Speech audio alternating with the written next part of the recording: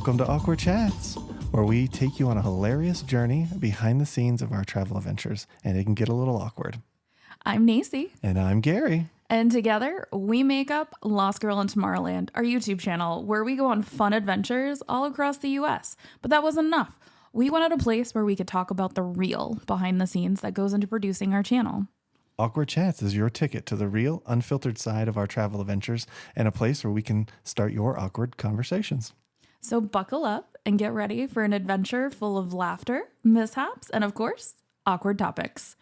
You can find new episodes every month, everywhere you get your podcast. This is Awkward Chats. Welcome back to another episode of Awkward Chats. Yeah, today we're detailing our journey on Route 66, basically all the way to Oklahoma City, and then we kind of branch off of it. It was the journey of a lifetime, some would say. Yeah, it's funny. Once we started traveling across the U.S., we constantly got the question, like, when are you going to do Route 66? How much Route 66 have you done? Mm-hmm. And we've done half almost, of it? I don't think so. I think we've done about two-thirds of it. Two-thirds, honestly. Yeah. Yeah, because now all that's left is that curve that kind of goes up into Illinois. I think that's the last one because it ends in Chicago. Right, yeah. And I don't think it's that far from Oklahoma City to Chicago. We'll check it out. It's probably like 8 hours. Yeah. But it's not that far. And you think about how much we actually traveled on it to get where we were. Mm-hmm. And you'll see today we're in our mobile podcast, so we're kind of making do with what we have. We're still working on it. We are still living on the road, y'all. We've been doing this since April. Yeah, April.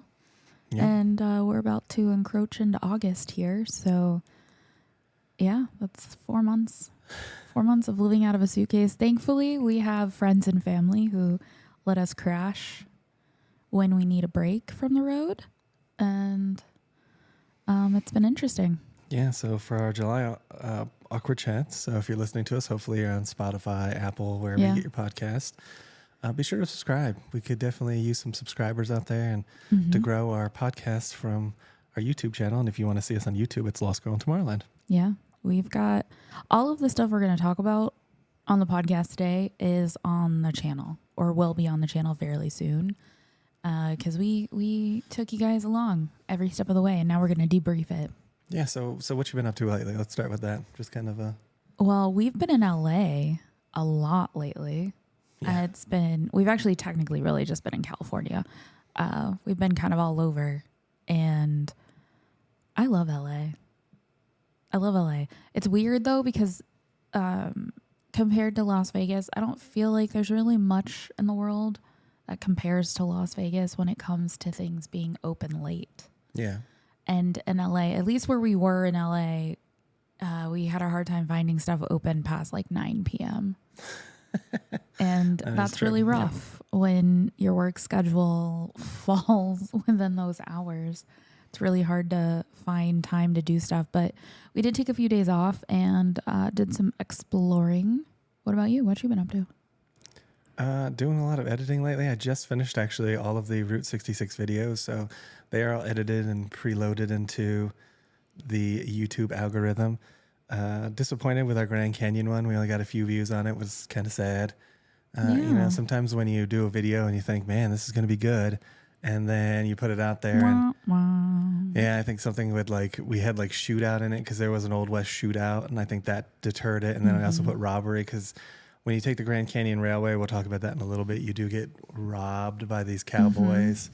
And I think those sort of deterred YouTube from showing it to people. Thanks, YouTube. That's super helpful. Yeah, they were just like, yeah, no. So I don't know if it's worth us taking it down and then re-uploading it with the different stuff. I don't know. YouTube's weird, guys. When you think you figured it out, it throws you a curveball. No, once you get a video that tanks, then they tank the next few videos until they feel like showing you again. So we're in it's still being tanked department. Yeah, it's a little frustrating. Yeah, just a little bit. A little bit, yeah. Just a wee bit. But yeah, so we're going to talk about the first half of our journey on Route 66 today. Yeah, when you think about Route 66, I don't think you get the full picture of Route 66 just because it is definitely romanticized. Yeah, I think it definitely used to be something else. It definitely used to be something else back in the day. Okay, so hold on. When you say something else, you mean when Route 66 was popular, or do you mean in like the 80s and 90s? What are you talking about? I think in its heyday, so like, the Well, obviously, it's 60s, something different. it was the only way you could really go coast to coast. And then the freeway came in and those cities really struggled for a while. And I think currently those cities are struggling even more, but they're not really doing a whole lot to bring people in. But there's also this other group that's out there that's like, oh, you got to travel Route 66. You got to do it. You got to do it. But it's like, you do it. And it's like, okay, half the cities we went to were dead, dying. Yeah, it's a little bit later in the podcast that we're going to talk about that. But I would agree on the, obviously, it used to be something different. It used to be the main highway. So basically, if you wanted to go from Chicago to California, you would take Route 66 and sort of anywhere in between that area, which is kind of weird that it curves up to Chicago, honestly, instead of like going to New York City or something. Yeah. I do find that kind of interesting. Just from a geographic kind of space, like why up to Chicago instead of somewhere like New York? But if you wanted to go to LA, that's the path you took. So it was obviously the interstate. I think it's changed even since like the 90s and 80s too, because what we saw on our along the way definitely was run down. Yeah. And you could tell that at times they definitely refurbed them and made them nicer. And it probably was around the 90s. And then they start going downhill again. So I don't know if it's due for another, Yeah. nice elbow waxing or whatever, but it definitely needs, in some areas, a little bit of wax. Some towns like Kingman in Arizona are really well done. Yeah. And still great little cities to visit. And then there's others like Tuckaluka or whatever it was along the way, where it's like it you could tell it was trying, but it just wasn't there yet. So there's kind of a lot of variation there. But let's start off with the Grand Canyon, because that was our first big stop along the way, right outside Flagstaff. I'm sorry, Flagstaff. Yeah. It was probably about 4.5 hours, maybe 5, given the traffic we hit. The traffic we hit was interesting, but it's a beautiful drive through like these remote mountainy areas. And we stopped short of Flagstaff. We stopped in a tiny little town, which the name is leaving me. I forgot the name of the little town, but in this little town, we'll figure it out here in just a second. In this little town is a rail station that has been there since like the early 1800s, I believe. And they basically have built this town around this railroad. Over, I think, 80% of the people that live in this town work for the railroad in some capacity, whether it's the hotel, the actual rail station. They all work in this like touristy little trap, essentially. It's not really, it's a trap, but it's not a trap. And so most of the hotels are not like big hotels that are in this area. They're like your Best Westerns or like one of those, they're motels.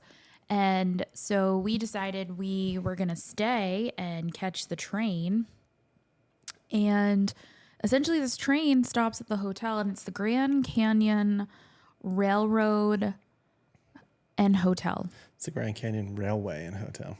And the hotel definitely was built, I think, in like the 70s, I think. It definitely was older. And they've expanded, it looks like, throughout the years and kind of added more rooms to it. And then directly behind the hotel is the rail station where you catch the train. And this train is an 1.5-hour journey to the Grand Canyon. And if you can buy packages where you can stay at the hotel and do the train like we did, or you can stay in one of the other hotels in the town and just hop on over and take the train. There's tons of parking. Did you figure it out? Yeah. So it's in Williams, Arizona. Williams, that's it. Yeah. And the railway was built way back when they had the gold rush and stuff. I mean, it's originally like this old wood-based 2-story little house, it looks like, that was a hotel at the time. Amazing pictures inside of what it used to look like. Really, really pretty. And fascinating just to see kind of the development. And then they clearly like redid it in the 80s. It reminds me of, if you ever watch any of those like Alaskan wilderness shows and they show the buildings in Alaska and they're just these like basic panel buildings. That's what the hotel looks like now. It's a little bit disappointing in my opinion. It's definitely a little rundown. I wish they would have kept some of the charm from the original sort of Grand Canyon Railway Hotel, because it definitely doesn't have that right now. It has some pieces, like the bar has that nice bar, but the bar's from Louisiana. Yeah, So it's from New Orleans, Yeah. of all things. And they have this whole backstory about it. But it's like, we're hundreds, if not thousands of miles away from, maybe not thousands, but we're hundreds of miles away from New Orleans. I bet you it's a couple thousand miles. Yeah, Yeah, I okay. bet you it's a couple thousand miles. At least 1,000. Yeah, but it's far away. We can all agree on that, right? So it's far away. And so, like, there's this And, huge backstory about yeah. this handcrafted bar and, like, who made it and stuff. But it doesn't have anything to do with Arizona. And it doesn't have anything to do with the Grand Canyon. It's just this really cool bar that's in this. And it wasn't even built in the same state. Yeah. Like and the guy didn't even live in the same Live there. state. There's no ties. I really mean, still weird. cool, but just it doesn't fit. It just doesn't fit. Well, it's kind of like what we talked about. It's like they didn't keep that charm. There was a charm there with the old hotel. I mean, you look at the pictures, and if you ever seen Deadwood, if you've ever seen the Deadwood Hotel, it reminds me of what that lobby looks like. You open up to this lobby. It's got this beautiful staircase that went upstairs, and that's all the picture that was. So I don't know what was upstairs. I'm guessing the rooms. But it looked amazing. And now when you go to the lobby, it's cool. The lobby's pretty neat. But the rest of the hotel is just I don't know, a dressed up like Holiday Inn, maybe. I mean, I'm not trying to be condescending of the hotel. It was a fun experience and worth it, and we'll talk about that when we get to it. It's just it doesn't have the charm you'd hope it would have. Yeah, we were than kind what of it was. expecting a little bit more of a step back in time. Agree. I think is what we were thinking we were going to get. And I'm going to be completely honest with you guys. We booked this the day before we left Vegas. Well, that's not fair. So we had been looking at this for a while. You saw a TikTok like 2 years ago on it, and we were like, oh, that's kind of an interesting way to see the Grand Canyon. Neither of us have ever seen the Grand Canyon. So we were like, this is, well, I mean, we saw it from the sky. Yeah, in all we've fairness. flown We've seen over it from it. the sky 100 times. But we've never actually been to the Grand Canyon. So we were like, well, let's find something that we can do. This was like a opportunity. You basically get on a train, you go for an hour or 2 hours, you get to the Grand Canyon, you're there for about 3 hours, and then you get back on the train and go home. So it's a nice little sort of jaunt into the Grand Canyon where you get to like explore it. Your admission's included, and they have different tiers too, which we'll get into shortly. Yeah. So we saw it on TikTok and we thought, okay, that's fun. That's simple. And plus we had this whole trip in front of us that we didn't want to be like hiking for 2 days through the Grand Canyon, jump in the car and then be like, well, now off to Albuquerque. Let's drive for several hours and be tired. But I will say the bed was comfortable. The bed was comfortable. It was a little weird because they didn't have like any more single like king rooms left. Because again, I kind of booked it the day before we left Las Vegas, and I wasn't sure if we wanted to stay at like one of the other hotels or just stay at the Grand Canyon Hotel. But I was like, hey, it's a package deal. Let's put it together. Everything's included. We just have to think about food. And it's a little expensive. It is a little expensive for what it is. We stayed 2 nights, and with that, we did the package with the train. We did the adults only moderate upgrade. There was one more tier above where we had, but that one was already sold out. So we did an adults only train. It was supposed to be like, I wouldn't say it was like a deluxe or anything like that, but it was like a premium. Yeah, they call it premium. Yeah. And I was like, this sounds good. It ended up being, I think, somewhere around $600 for a 2-night stay and our tickets on the train. And just so you know, it does include the entrance into Grand Canyon, which is like, I don't know what it is, like $30 or something like that to get into the Grand Canyon. So we got that included. But again, like, so we got to the hotel. It's nice. You can watch the whole review on our channel if you want a whole like review of the thing. We went to all of the aspects of it. You do get like a show in the morning, which is nice. But again, like the luxury of it, we looked at the suites because we walked past them. It would have been nice because at least the windows would have opened. Yeah, the air didn't work, and thankfully it was cool, so it wasn't too bad. But it would have been even nicer if we could have opened the windows. And then you go into the hotel, and there's not much like authentic or even like rustic. Once you get down the hallways, they're just a simple carpet pattern and doors like you'd see at every other hotel. There was no real artwork. It's actually a bit of a maze. It's a huge maze. Yeah, there's no artwork. There was no like pizzazz or flair in the hallways. I was a little disappointed, honestly, in that. For the price. I think for the price. If it had been a little cheaper, I would have been like, okay, this is comparable to staying at a Holiday Inn, whatever. But we did pay a lot for it. Now, the next day, so we got there that night. We stayed the night. We slept.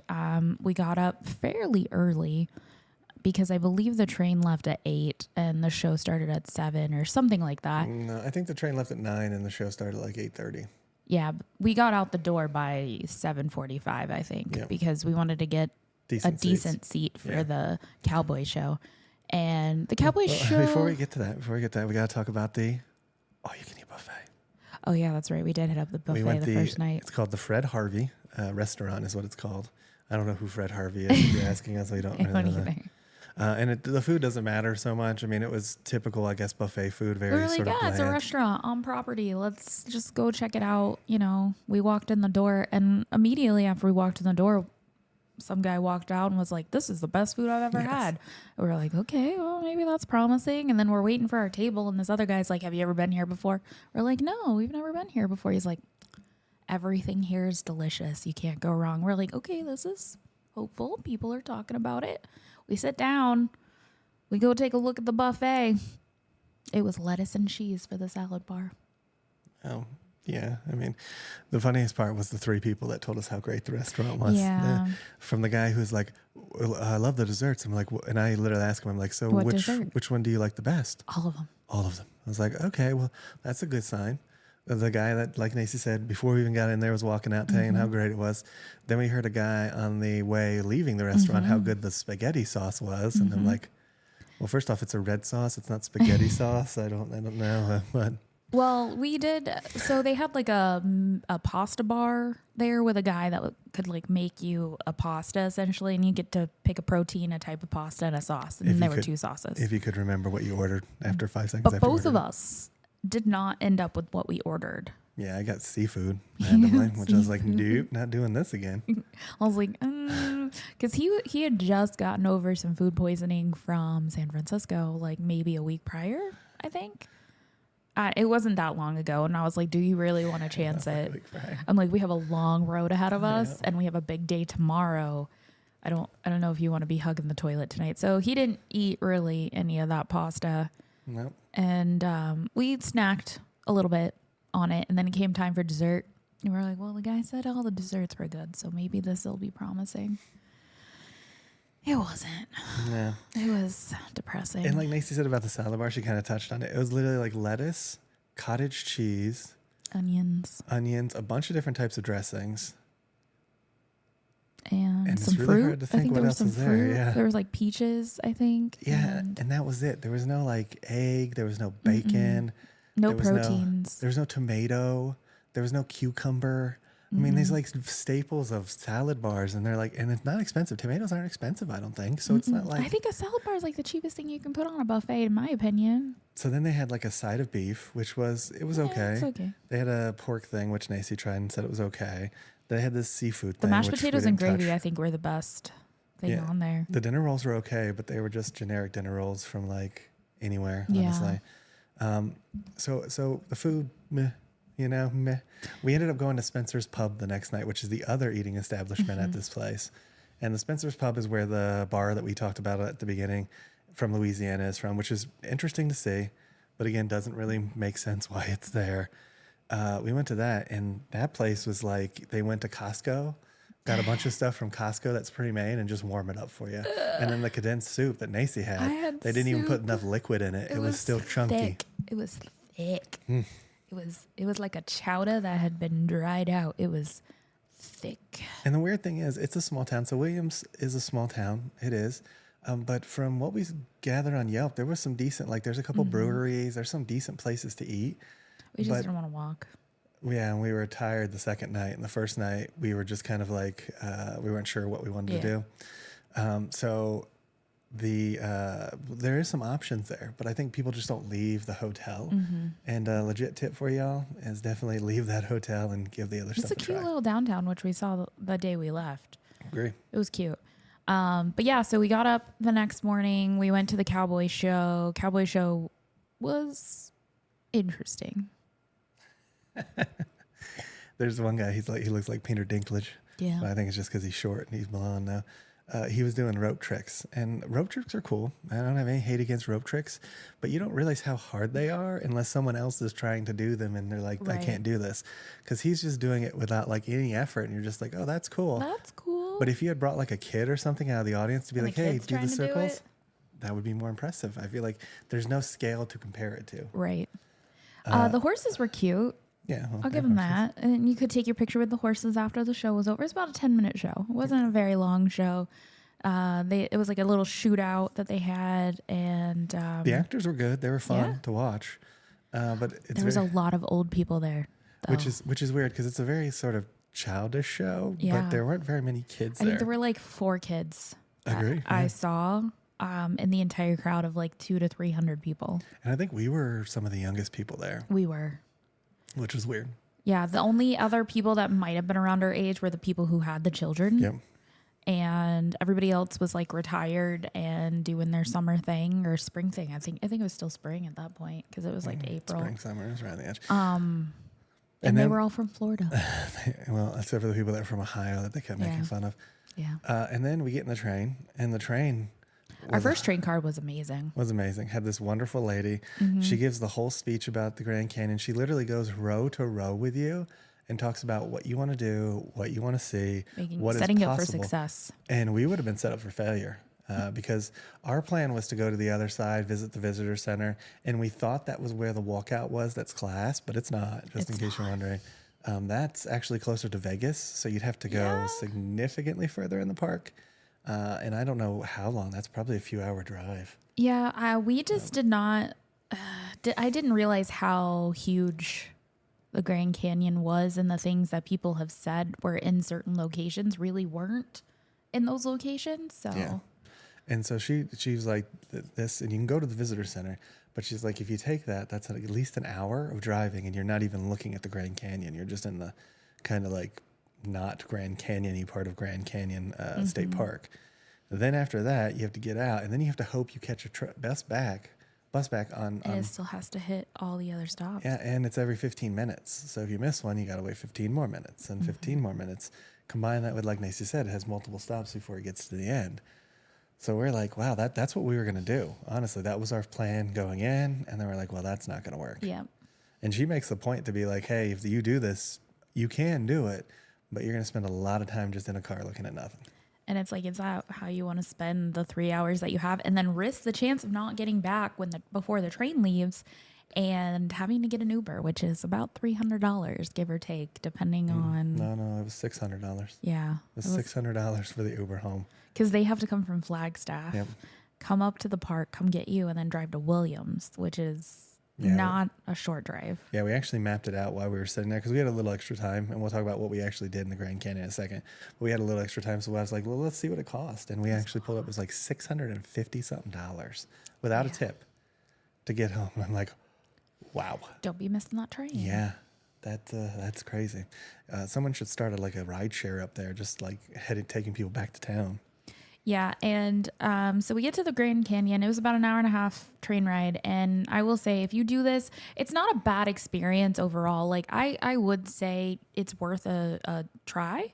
Like we still had a good time, but bring a book, bring something to do, because it is a long train ride, and there wasn't a whole lot to see on the train. There was a lot of wilderness, a lot of trees, a lot of like flat land. We didn't see really any wildlife, honestly, except for cows. And those aren't really wild. They're owned by somebody. We did see at the Gopher Estuary or whatever it was. Oh yeah, the ground. Well, they're not groundhogs. They're Prairie dogs? prairie dogs. It's a prairie dog. So they have a prairie dog sanctuary right outside the train station. the train. That we was it. saw a couple of prairie dogs, but that was kind of it, wildlife wise. There wasn't even deers or anything, It was kind of weird. So it was a little boring. They did have people come through and like sing a couple of songs, and there were snacks provided in the cabin that we chose. And for breakfast, it was like pastries and coffee, juice, soda, those kinds of things. And so we had the snack. We get to the Grand Canyon. Thankfully, our hostess gave us a really good plan. And we got there, and it was actually breathtaking. Honestly, it was a really spectacular view, actually being there on the ground, looking out into the landscape. It kind of I felt like I was looking at a painting. It didn't seem real. Just because I've seen it so many times on TV or like from the sky. And I was like, am I really here? But it was gorgeous. And then we wanted to check out some of the other things that were kind of along the walk to the nature center. There was a nature center that was kind of about a 1.5 mile walk away, which we thought we would get to at some point. But that 1.5 mile walk is not for the faint of heart, especially in the sun and in the desert. One of the cool things, we got out the train, and the train station there is the last wood remaining train station in the entire planet. So it was cool being able to see that. That was kind of neat. That was cool. And it looked like a log house, but it was like a really big sort of train station. That was really nice. Then you go up these stairs, and they're not too bad. It's probably like 2 stories worth of stairs. You go up, and then there's the canyon. And like Nacy said, it was like picturesque. It was so cool to look at. It was a clear day. We got really lucky. It was honestly a perfect day. It looked like it was going to rain, and it did hold off until we got back on the train. So we were lucky in that perspective for sure. But it was beautiful. We went to this like Navajo, was it Navajo house? It was some type of Native American Pueblo style home, which we thought was going to have more history in it. Yeah, and it was just shopping. But it was kind of neat to see like the floor and stuff of it was made from like leaves and branches and stuff, and like that mixture of kind of like mud and all this stuff that made it. It was cool, but again, it was only selling touristy stuff. It wasn't selling anything and really the best great. part was, as soon as I got off the train, I was low. Yeah. And I was like, no, I don't need to pack the Skittles today. It'll be fine. Lucky there was an ice cream vendor right there, so we got lucky. There was snacks like right there, but in true type 1 fashion, had to navigate that. Now, I will say there are like 3 hotels up there that we did see when we got off the train, and I think if we ever go back in the future, which I think we will, I would love to stay at those hotels because they do pick you up from the airport. Yeah, it was really nice. The one hotel with the diner and stuff, or the restaurant, I guess it wasn't technically a diner. The restaurant underneath it was really pretty, really nice wood. We actually hung out there after our walk, waiting for the train to board, and it was like really nice and breezy. Perfect place to just hang out and look at the beauty of the Grand Canyon. And it was weirdly cold when we got there. And then we started walking, and once we kind of got out of the shade of the trees and the sun started to like really beat down on us, we got really hot. And then by the time we got back to the other side and we were sitting and we were chilling, it was cold again. Yeah, there were some like carpenter bees out there. There was some ants and some lizards, and that's about all we saw there too, which is, again, I thought we would see more. But yeah, it was interesting that there was so little wildlife everywhere. I think you definitely need more than 3 hours to see the Grand Canyon if you really want to do the Grand Canyon. Now, if you just want to go and you want to just check it out, it was perfect. It was like the perfect like introductory into the Grand Canyon, at least for us. But if you've been there several times and you just want to go, you want to see, you want something easy, it's also good for that too. Right. Now, if you want to just see the railway too, I think this is the way to do it. We did see too, an interesting thing about the railway is people will stay at the hotel, take the train up to the Grand Canyon, and then they'll stay a couple nights, and you can bring your luggage on the train. Yeah.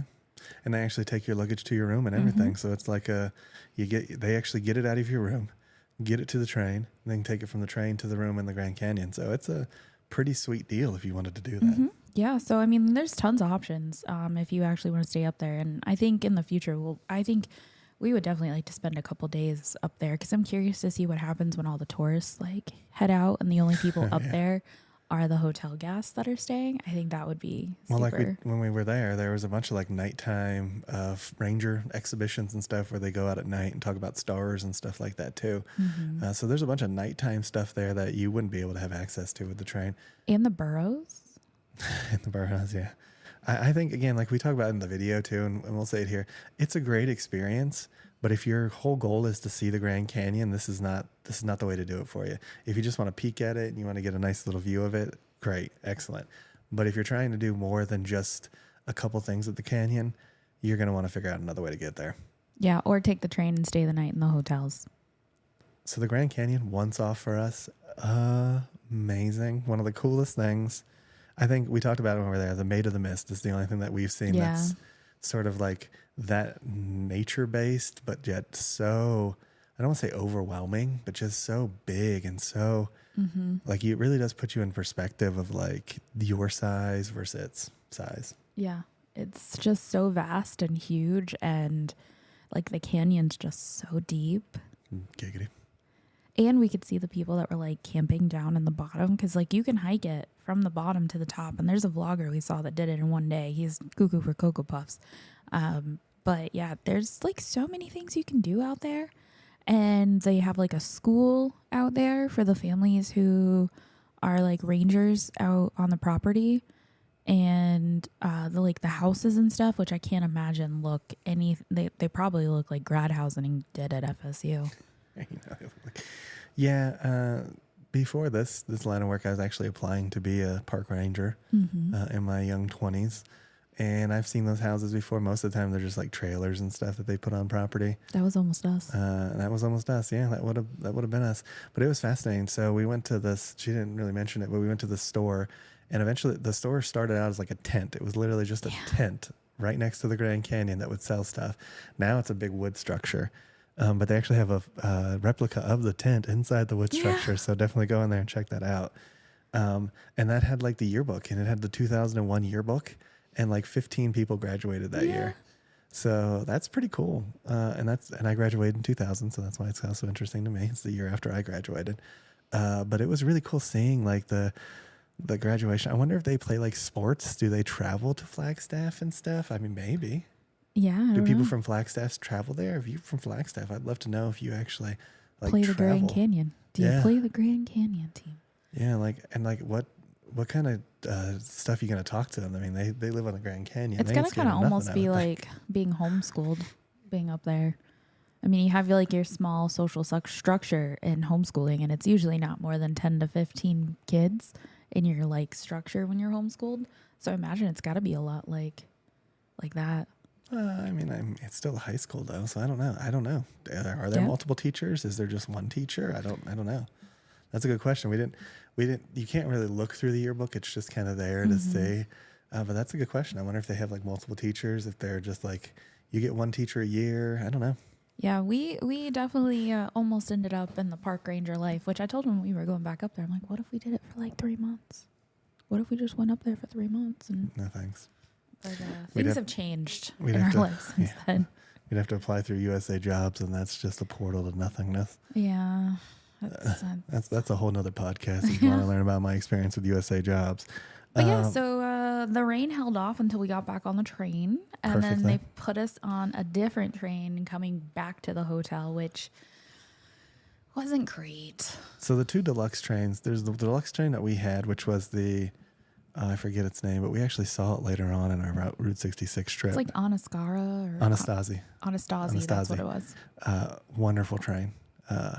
It's so like, it's old. So they basically buy other trains to refurb this one. So it's like old. It's still in the design of when it was built. It's still everything, which was freaking amazing. I loved it. The seats were huge. It was clean, so it didn't have an old smell, which is nice, which is also something that a lot of people don't do when they restore things, is no one wants to smell like mothballs. Just legit tip there. If you're restoring something, people don't like mothballs. But we got on this train. Great experience. We get on the second train. Now, the second train, I don't remember the name because I didn't care for it. I'm going to be honest with you. It had like an upper deck, so you could sit up in this like glass dome and look out. I don't get why, because after having ridden it, there's not much to see. And again, no animals. So you're not looking for animals or anything. It's just woods all around you and like hills on both sides for a lot of the trip. So it's not like there's much to see. But that really threw a wrench in our experience because the waitress, or I guess the hostess, spent all of her time up there. She didn't spend really any of it down with us. By the time she would get down to us, it would just be these washed out like, oh, as I said. And it's like, you didn't say here, you said up there, which no one heard down here. Whereas with the Anastasi one, she was just talking to everyone at once. And then we were all on the same train, all in the same place. And she was able to just communicate, this is this. Or like we'd be driving past something. She's like, this guy's pretty cool. But sometimes, especially around holidays, he gets drunk and then you'll see his butt. And no one wants to see his butt, people. No one wants to see that. Yeah, there's a family that I guess owns property just right outside the gates of the Grand Canyon, and they like to throw parties and they like to wave at people. And then flash you apparently after they get intoxicated enough, which at the end of the day. Totally get. Hey. Oh, there ain't nothing to do around the Grand Canyon. That is definitely for sure. So I can understand why they are flashing their booties. And we have a grandfather clock now. It's 5. It is 5. 5 o'clock somewhere. But yeah, so it was really kind of disappointing. And even like the artist that came and sang, like he spent most of his time up at the top and like did like 2 songs with us at the bottom. We wanted to sleep. And I think so did majority of the car that was with us. And they were like, oh, why are you guys going to sleep? Blah, blah, blah, blah, blah. Which we know is because they want some tips. But we were tired. We were ready to pass out. It's also balancing though, like your audience and your need for tips. Like we wanted to sleep at that point, and everybody else did too. So. And then like the last 15 minutes of the train ride, they stop the train and the bad guys get on the train with their little pew pews, and they try to pew pew. And if you want them to take your money, you hold up. You stick like $1 bill somewhere that they can really? see. You're gonna it. put them in your boobs? That's how you're gonna get them? They did get up in our camera though. A couple of them got up in our camera. People would put it on like their hats. They'd put it in their glasses. They just hold up the money. But basically you got to stick them. Stick them up. It was interesting. It was something. And it's the same guys who do the cowboy show in the morning. So it's the same people. And they stop. There's a road that intersects the train track. That's where they do it. So if you ever ride it, that's where that's going to happen. Mm-hmm. And they used to, back in the day, actually jump onto the train from their moving horses, which would have been freaking sweet to see. But I can understand why they don't do it. There's no judgment here, but it would have been freaking sweet to see. Definitely some liability there for sure. I can't imagine how many people missed. Oh gosh, that would hurt because you're just it's sand and rocks. That's all there is, and probably some bushes with pointy stuff on it. But yeah, so it was like the last 15 minutes of the train ride, and then we pulled back in, and we waited for everybody to get off because it was just mad chaos. Yeah, the thing about old people is they always have to be first, but then they're not going anywhere. They don't know where they're going. So they get off, and they got to be in front of you, and then they just stand there and look around like, I don't know where I'm going, Matilda. And then they're like, oh, I don't know where I'm going either.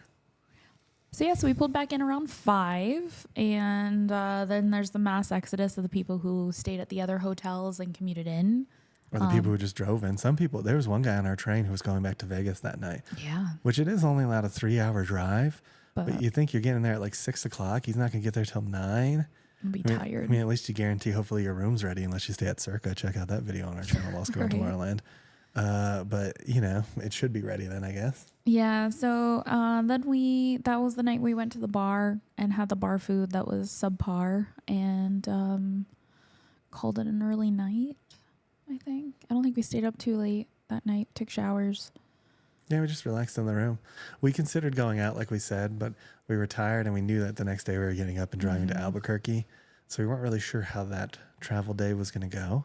And it didn't go too bad. No. But we weren't sure at the time, like what it's going to look like. Because on the way there, a couple of things that we hit on the way there was we hit this biker gang. And weirdly enough, we actually drove past the biker gang on our way to Williams. Yeah, that was our first on the way there. That's what I said. On the way to the Grand Canyon, we actually drove past them.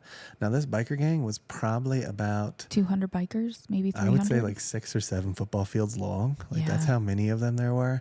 They're all spread out on the highway. It's a 2-lane road. They had somebody in both lanes. So one lane had most of the bikes, and the other lane clearly had somebody slowing people down in the other lane. It was frustrating. And so we were down to like 20 miles per hour and a 60, and for like a good hour. And it was like, can we go? Can we go? Can we go?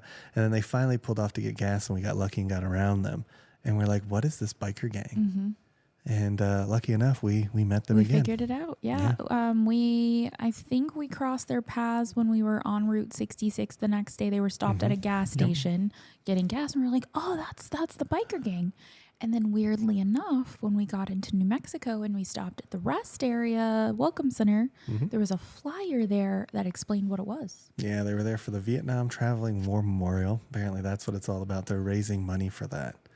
So all these people ride Route 66 to raise money for it. And interesting experience for them, not for everybody else on the road though. Because again, I don't want to go 20 in a 65. I don't want to do that. So we did our darndest to stay ahead of them all day. We did not want to stop until we got past where they were going to be. And the cool thing was we saw other things too on our way there. Like we saw a guy riding a penny farthing, which is the bike that has a really big front wheel and a really, really tiny... On the interstate, y'all. Yeah, really, really tiny back wheel. And then there's like one seat over the big wheel. That's what a penny farthing is. And he was riding that across the U.S. and he was only in Arizona. Yeah, and then it poured down rain too. Like right as we passed him, it started to just downpour. So hopefully I'm sure he had a chaser car like behind he him. totally did. Yeah. Oh, he totally did. Because it was just, we just saw a lot of weird shit. Yeah, Saw a lot of weird shit. It was cool. It was cool. The whole experience was interesting. And one thing we're going to talk about in a little bit is like how Route 66 works, because there's we talked a little bit at the beginning, romanticizing what Route 66 was. And we're going to talk a little bit about what that actually means here in a minute. But it was really cool getting to see some of the weird stuff that's not just roadside attractions, just the people that were traveling on it were like different and interesting people. Are we pausing? 3, 2. So we're going to take a break here, and we're going to come back and talk a little bit about the road trip on Route 66. So as we were talking about, our trip past the Grand Canyon, our next stop was Route 66. Yeah, so we were like, well, which way do we, because we knew we had to go west to east, and we didn't necessarily want to just take the interstate the whole way, because if you've driven the interstate, there's just not a whole lot to see. It's usually just trees and whatnot. We're like, well, let's do Route 66, because it looks like majority of the stuff we want to see is off Route 66. So let's just take it. So we kind of start to head out of Williams, and we're seeing signs for Route 66, and there's nothing. And I'm like, I don't think we're on Route 66 anymore. I think we were supposed to actually get on the freeway. I'm like, this is kind of weird. But maybe it just like kind of conjoins to the freeway for just a minute, and then it'll veer back off. Well, little did we know that was going to be our entire trip. Yeah. So we had been on Route 66 back in Kingman. We've done that part of Route 66 almost all the way out to California. And then we've done certain sections of California before too, just being in LA and kind of getting on it. And it seemed more structured, but we found out very quickly that was not the case at all. Nope. When we look at Route 66 on some travel vloggers, it seems like they're just on it, and it's really easy to stay on. It's really just kind of there, and you can take it all the way from California to Chicago. And it's just not the case. Nope. Technically, at times, 40, which is Interstate 40, is Route 66 as well. But a lot of times, it's even more confusing than that. Yeah, so we weren't really sure. And the thing that was the kicker of all of this is there's not really a GPS service that you can just be like, I want to be on Route 66. So just take me on Route 66. Wherever it goes, lead me the way. So there's not really a way for you to program that into any GPS. And we tried. We tried our darndest. Right. Yeah, we did. Let's get a little closer. You're falling out of the shot. And so, yeah, we tried our darndest to like stay on Route 66, and we would like zoom in to make sure, okay, we're still going in the right direction. So we got on 40, and then we were on 40 until we hit Flagstaff.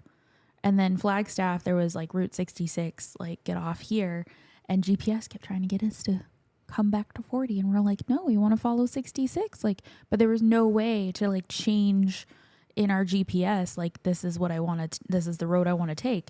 So it was a little frustrating, and it was kind of that the whole way from the Grand Canyon to Oklahoma City. It was, you'd hit like an outskirt area, and it would be like historic Route 66, and then you'd have to get off 40, and then it would take you down this little detour. And some towns did it better than others. Some towns it was like, oh, this is nice. There's like a nice, cute little downtown district, and you could see things. Other things, they were like, we would look it up, but you would have to get off of Route 66 and then make a bunch of turns to get to their downtown Route 66 area, which we never did. It was a little confusing. Yeah, if you think about to like MapQuest days, for those old ones there on this video. But if you remember that, you could like you could plan your route. So you'd basically be like, I want to take this road, and then it'd be like give you options, and you'd be like, I want to take this road instead of this road. And if we could have chose Route 66 over 40, we would have, but nothing gave us that option. And like Nacy said, in certain areas like New Mexico, it was really difficult trying to keep up with what was kind of like Route 66, what wasn't. But then other states did it really well. Like Kingman does it really well. Route 66 is fairly obvious. You can stay on it.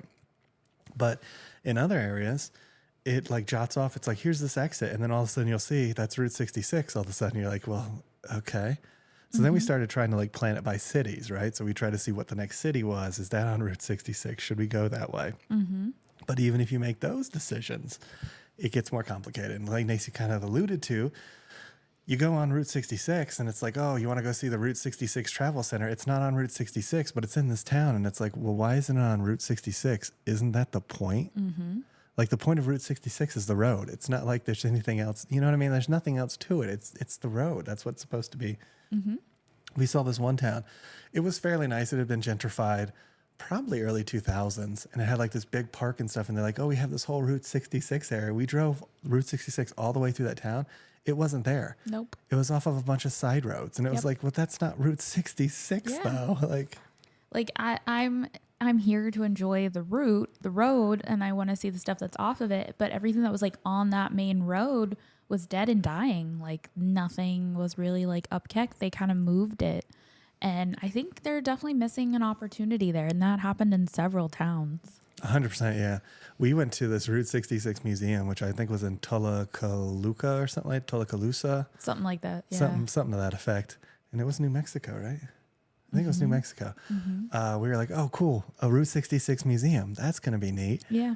And it advertised like there was going to be a bunch of stuff in this town. So we're like, okay, this is going to be a good stop. Cool. We knew that probably about 2 hours out. I feel like we started seeing the billboards. We stop in. The museum closed at 2:00 on a Friday. We got there at 2:05. Yeah, they were already done. And it was behind this like community center. So we figured it was in the community center. We walk up to the community center. This guy comes out. It's like, what you doing here? I don't know. There's a museum here. You think that would be your first go-to as to why people would stop here? You gotta go around the back. It's already closed. It's already closed. It closed at 2:00. Why? It's 2:05. Why you here? 2:05. It's I don't closed know, at because 2:00. I'm driving across country and I wanted to see something cool and stretch my legs. So those are what we run into. Plus, and we make fun of 2:00, but most of the stuff closed before sunset. Yeah. So it was like, you have all these cool neons that we could see, but you have no incentive to be there because everything is closed. It was frustrating, to say the least. Now, we're not trying to hate on it. There's a bunch of cool stuff we got to see. We got to see actually more cool stuff on the road, like the biker gang and the penny farthing guy and stuff like that. We saw the big meteor dome that came down. There's like a whole roadside attraction where you can go see a meteor instead of a dome. We saw the outside of it. If you go inside of here, the meteor's not impressive, but the outside's cool looking. We drove through downtown Albuquerque. Yeah. That was interesting. And that was directly on Route 66 too, which was nice. Some of the cool things we saw though, so we should mention some of the cool things. The wigwams. We went past the wigwams. Now, we would have stayed at the wigwams. It was actually between that and Grand Canyon. And I think we made the good decision. I think the Grand Canyon was the way we should have went. It was only an hour after we had left the Grand Canyon. We were like, we should probably drive a little further. So we totally would have stayed there, but we went Grand Canyon instead. And I don't regret that. I think that was a good decision. But those are awesome to see. They were so cute. They're like these little teepee things made out of concrete. Really, really cool. We saw a ton of like side stores. Yeah. A lot of stores. There was the one that was on Indian Land, and this is what the sign said, so don't hate me for saying this. Indian Land, they give the real discounts. Everybody else is giving fake, apparently. Yeah. There was a lot of interesting things. And as we were leaving New Mexico, one of the interesting things we saw going back to the biker gang situation, people were lining up to see the biker gang. To see the biker gang in this town. I'm guessing it must have been the final town that they were in, because this was the only town that I saw them turn out like this. Nope. They were going all the way to Chicago. Yeah, they were all like, they were sitting in their truck beds with their American flags, and they were... I'm guessing there just wasn't anything better to do. Probably not. But what I saw from the biker gang is basically they work with the Chamber of Commerce in each town for Route 66, and they try to do like an event. Didn't seem like that many had them, but that one town did for sure have it. And it was kind of a cool little town. Yeah, that was where one of the hotels that Mr. Zach Bagans, whatever you want to call him, we call him Douche Dash, from Ghost Adventurers. There's a hotel there. It's the Hotel Apache. Yep. And he has done some exploration there. It's supposed to be really haunted. Yeah, apparently, like even today, according to the website, I don't know how true it is, filmmakers and stuff still stay there, because one of the things we did discover hitting the New Mexico Welcome Center is that there's a ton of filming locations in New Mexico. A lot more than I thought. I thought maybe they were filmed in Arizona, but they were filmed in New Mexico. Yeah, like the Transformers movie, the whole like desert scenes, they're all filmed in White Sands, New Mexico. Crazy. So there's like tons of movie stuff there. A I lot think of Men westerns. in Black had some filming stuff there. Could be, but a ton of like old westerns and stuff. So any of the westerns you've seen, most of them had at least some scenes filmed in New Mexico. Which was cool. So that's where they claim that most of the people stay when they're filming those scenes is at that hotel. And it was really cool from the outside. Apache. Hotel Apache. Yeah. I don't know if I want to stay there, but I guess it wouldn't be our first haunted hotel. I think next time we do the Route 66, we're going to try to stay at more of the local stuff. We tried to stay at some safe stays because we were sort of traveling, going through it, just kind of wanted to see it for the first time. So we just kind of wanted to see what was available, but we also wanted kind of a safe and comfortable experience. We also wanted to be able to get to sleep. And the one thing we found from smaller hotels most of the time, like the one that was outside Cooperstown, is that they have a little bit of a smell to them. Yeah. And their beds probably aren't that comfortable. Yeah. And the airs don't typically work.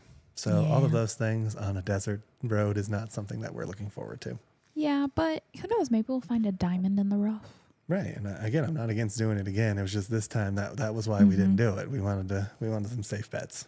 Now, interesting enough, too, by the time we made it to Oklahoma City, because we went and saw some of my family in Oklahoma City, my cousin, his house is like right off of He's less than a block from Route 66. Route 66? Yeah, it's crazy. Like we pulled out of the road from his house. I'm like, holy crap, this is Route 66 right here. That's cool. So we did see some really cool, interesting things, but Route 66 isn't quite all it's chalked up to be. It's become very compartmentalized and very choppy. Yes. Essentially.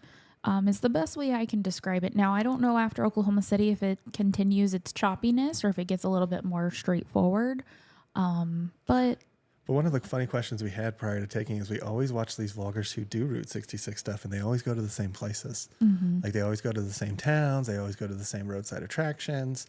And we're like, why are they doing this? Why not? There's this whole Route 66. Why aren't they showing it? And, you know, as one of the few vloggers who actually shows you the travels, you can tell it's not Route 66 the whole time. I mean, technically it is, but when you're on Interstate 40, I don't feel like that doesn't get the vibe that Route 66 is supposed to have. It's supposed to be more like... And you have to get off. You have to like get off the freeway if you want to go through the small towns. And if you're not really paying attention to where those exits are, you could be blocked by a semi. Or it can split into two different roads. At times, there's two different Route 66s. One going this way for another 500 feet, and then one going back to 40. So you're like, oh, I'm still on Route 66. And all of a sudden, you're not on Route 66 anymore. You're back on 40. No, you're not on anything. And Route 66 is now 40, so you have to actually go back to 40 and be like, okay, now I'm back on Route 66. It's really... Or the road just dead ends completely. It's fun. I'm not going to lie. As long as you're not in a hurry. If you were in a hurry, it would not be fun. I'm going to tell you that right now. But if you're not in a hurry like we weren't, then it was kind of fun just kind of like cruising down the road and trying to like find it. I didn't feel like Lois and Clark because obviously it wasn't that, barren. But like... It was a fun little adventure trying to like figure out how to work this. And we did miss a few towns. Yeah. There was occasional times where we're like, should we get off? Is this Route 66? And then we'd be past it and we're like, fudge, that's Route 66. And then we'd see this like cool little side attraction and we're like, oh, I wish I could have seen that. Yeah. That happened twice. It happened once in New Mexico, and that was where they had those big caves. Yeah. And Route 66 was literally like a dirt road that ran on the side of 40. And we're like, I don't really want to go down a dirt road in a vault. Yeah. If you don't know anything about vaults have like an inch clearance. So off-roading is not the vault's specialty there. And then we missed one in Oklahoma City, but it was so late at night, nothing would have been open. So it's like, what's the point of going there? We won't see anything. But they had some really fascinating looking neons from 40. And I would have definitely loved to see that. That's the only two places I feel like we missed, in my opinion, that I would like to see. What about you? I think there was like a tiny little ghost town. Oh, yes. That we passed, and I didn't realize that was Route 66. But again, it kind of goes back to, it was right before we hit the New Mexico border, and it was like that town before, and we could have just stayed on it. And that was a missed opportunity. And it was a total ghost town, y'all. Like buildings were collapsing, roofs were falling in. I don't think anybody lived there, but there was still buildings and stuff to see and a ton of grass now. Probably snakes too, but Yeah, maybe. Anything else? No, I think that was it. I mean, I agree with what you said. for sure. But I miss, I think if I had seen that, because I've been dying to go to a ghost town. Like, that's what I've been wanting to do. Yep. Like, since we moved out west, I'm like, let's go to a ghost town. But we just. In fairness, though, Tuscaloosa, whatever it was semi-ghost town at the beginning. Yeah. When we got off the interstate, it was a ghost town. Like, it used to apparently have like this huge convention center and all this stuff, and all of that was abandoned. Now, not to the level of the ghost town that she's talking about, because that was I don't think genuine, anybody like, at all lived there. 1800s Yes. gold rush I think early ghost 19, town. yeah. And it was just abandoned, nothing. So Tuscaloosa had a little bit of that, but not as much. And I would have really liked to see that too. But yeah, so that was the first half of our journey, really. Yeah. Yeah. We got you to Oklahoma City, which, by the way, had some of the best food on the trip. Yeah. And the Big Texan. You got to check out the Big Texan in Texas. That was so cool. And that's on Route 66. That, to me, the Big Texan was the antithesis of a Route 66 roadside attraction. That was done right. Huge food and tasty food. Cool little like shooting range and pub. Tons of places to stay. Tons of places that you could have stayed on a wagon. So you could have felt like, Tim McGraw and that Yellowstone spinoff. There's like tons of stuff you could have done there. Yeah, it was, that was a fun night. And we definitely saw some things that night. I feel like that was the antithesis of Route 66 for me. That was kind of like this is Route 66. You got the neon lights, you got all the fun. Texas. Yeah. And sadly, it was Texas. It was Texas. I like the TikTok where the guy's like, he's about to die because he got in a car crash and that song comes on. He still gets up and pushes them. There's no difference. No. So glad that song went away so quickly. But yeah, so that's our Route 66 adventure. If you want to hear the other half of Route 66, be sure to check out Awkward Chats anywhere you get your podcasts. That's Spotify, Apple. And we see most of y'all are watching us on Apple. So hello, Apple folks. Hi, Apple. And that's kind of it for our YouTube preview as well this month. If you want to talk about the beginning of our Route 66 trip, check out our Awkward Chats July. And you guys, again, like you can see it everywhere. We got podcasts, man. And everywhere a podcast is, we are. And if you want to watch our adventures, check out our YouTube channel, Lost Girl in Tomorrowland. And you can see it firsthand, exactly what we went through. Yeah, including watching people puke into a bucket at the Big Texan. Yeah, that guy's never going to eat steak again. To be fair, I didn't show him puking in the bucket. We just we were just I didn't kind want you of to puke like, in the bucket, you all you poor viewers. we were like, oh, I think he's going to puke. I think he's puking.